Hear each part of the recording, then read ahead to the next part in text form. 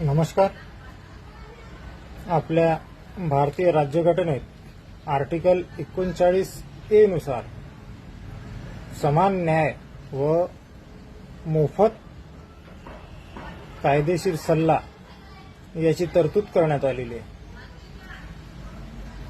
या तरतुदीनुसार ज्या नागरिकांना, ज्या गोरगरीब नागरिकांना, दिव्यांग व्यक्तींना किंवा इतर गरजू जे गोरगरीब नागरिक आहेत, ज्यांना वकिलांची आवश्यकता आहे किंवा ज्यांना कायदेशीर सल्ला हा मोफत हवा आहे, असे नागरिक जिल्ह्याच्या ठिकाणी जिल्हा विधी सेवा प्राधिकरणामध्ये अर्ज करू शकतात.